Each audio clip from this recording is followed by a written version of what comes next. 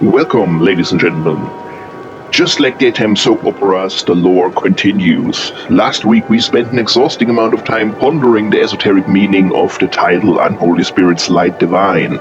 Today, we are actually going to lift the veil to bring you the making of Unholy Spirits Light Divine. So prepare yourself for a behind the music special, minus the VH1 budget and the narrated gravitas. You all know the tropes, the meteoric rise, the inevitable fall, and the dramatic reenactment of people arguing over snare tones. Usually this is the part where we discuss the classic trilogy of sex, drugs, and rock and roll, so let's start with the sex or the rumors thereof. The production of Unholy Spirits Light Divine started when my wife caught me engaged in some particularly spooky behaviors, the specifics of which I'll take to my grave.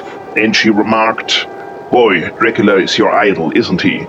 Instead of a logical response like, "No dear, I just like capes," I had an epiphany and went, I never really thought about it, but yeah, he kinda is. Naturally, I did what any self-respecting wannabe dictator does. I summoned the troops to manifest my newfound vampiric destiny. We tried our usual rock and roll shtick, voodoo, bongos, overcompensating bass, the whole 9 yards. But the vibe was dead on arrival. The drugs were probably in there somewhere too, and as it turned out, my newfound vampiric desires didn't need bongo fury, but a good haunting. It needed a violin. And that, dear friends, is when the delusions of grandeur really kicked in. During the initial recording phase, we weren't exactly in a room together. I was self-exiled in Germany while the rest of the troops were bunkered down in Indonesia. My living situation at the time in Germany was an apartment roughly the size and aerodynamic shape of a casket, which, while on brand for my Dracula aspirations, was less than ideal for making any kind of music. The curious thing about German neighbors is that they don't just hear you, they curate a comprehensive dossier of your every movement. They are auditory snipers, waiting for you to hit just the right precise decibel that justifies a complaint, usually in the form of a formal written notice taped to your door with the clinical efficiency of a death warrant. Now enter the violin. Contrary to common perception, a standard acoustic violin is not a delicate instrument of the heavens. It is a wooden megaphone specifically engineered to alert everyone within a 3-block radius that you are currently failing to play Paganini. Especially in a German apartment building, a violin is basically a declaration of war. So I did what any rational person would do. I bought a used violin and DIY'd it into an electrified silent anomaly.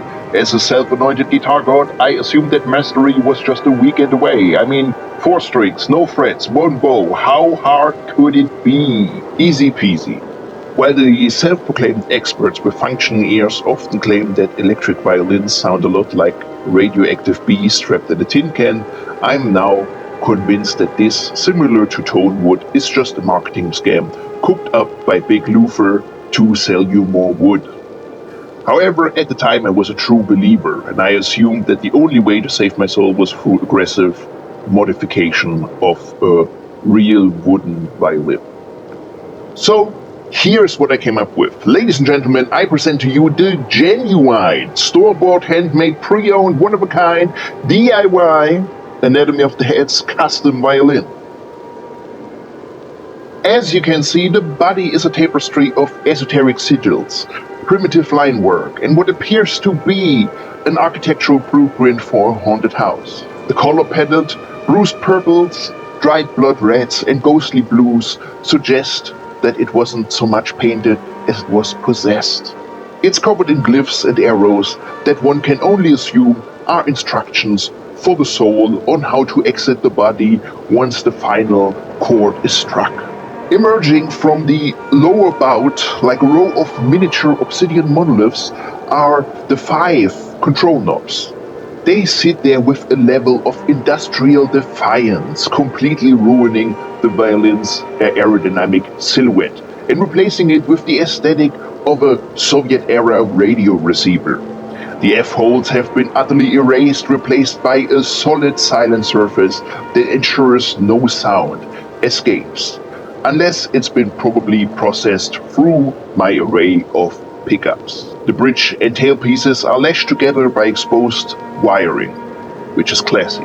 As you can see, the scroll and pack box haven't escaped it either, featuring the same distressed crypt wall finish that suggests even the tuning process should be approached with a sense of ritualistic dread. So I purchased this dirt cheap second-hand violin that had clearly long since given up on its own will to live. To solve the noise issue, I stuffed the violin's body with roughly 75% sound dampening materials, and I effectively turned this masterpiece of acoustic engineering into a very small, very heavy piece of furniture that couldn't scream for help. The distinct 5-knob control array consists of one tone knob and 4 ego-driven volume knobs to mix 4 distinct but increasingly questionable sounds. A regular electric violin usually only has one pickup at the bridge for that crisp, ice-pick to the eardrum fundamental attack. I added another pickup at the tail to capture the kind of dark, I live in a damp basement sympathetic vibrations, and another pickup was added to the body for the percussive woody thwack of the frame, which is perfect for these moments when you inevitably hit the instrument in a fit of frustration. And finally, in a feat of engineering that was perhaps 90% why-do, I wired a signal directly to the bow to capture the raw friction of hair against the strings. The end result is that the bow is now permanently tethered to the violin via a cable, making the whole setup looking appropriately odd and a massive tripping hazard that looks less like a musical instrument and more like a life support machine for a Victorian ghost. To the surprise of absolutely nobody with a functioning brain, playing the violin is actually quite difficult. My self-appointed guitar god status did not, in fact, translate to the delicate art of the bow. After some negotiations with the recording, we arrived at something minimal, atmospheric, yet miraculously agreeable. It wasn't the virtuoso performance I had hallucinated, but it worked. As you can probably guess by now, the recording process was shockingly uneventful. In a devastating blow to VH1's ratings, there were no high-speed chases. The IRS remained suspiciously silent, and miraculously, nobody managed to overdose on anything stronger than herbal tea. But every legend needs a rock bottom, so the real tragedy struck when my diamond-encrusted snakeskin boots were brazenly liberated by, let's go with a pack of debt-ridden California hippies looking for some quick drug money in a senseless act of footwear-based violence. Jokes aside, the true tragedy is, of course, by now the instrument is gone. When it came time for me to move, my bags were already full and my patience was running razor thin. So I didn't sell it to a museum or smash it on stage in a fit of rock and roll passion. I simply abandoned the Franken-Fiddle on a random German street corner. Somewhere out there, a confused passerby stumbled upon a sigil-covered, wire-choked violin that barely makes a sound. So it's likely to be still out there right now, haunting a thrift store, hexing a basement, or waiting to curse the next guitar god who thinks they can conquer the 4 strings. Have you seen the Franken-Fiddle? If so, we recommend for your own safety, do not play it, do not tune it. If you can return it to us, your reward is simple. 1 multi-generational blood curse of your choice. Should you need to file a claim or reach us for further negotiations, the process is very simple. Consume 3 whole nutmegs and fall into a deep slumber while listening to Miles Davis, preferably in a silent way played in reverse. We will meet you right there on the astral plane, but don't be late. We hate targets. And now you know more of the story behind Unholy Spirits Light Divine.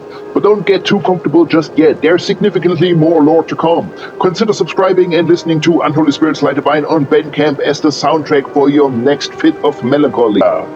For those of you who wish to go deeper into the void, consider joining our inner circle on Bandcamp. A $3 subscription ensures that the tea stays hot, the garlic stays fresh, and the lore continues to flow. It's the most direct way to support us before the ferryman comes for his cut.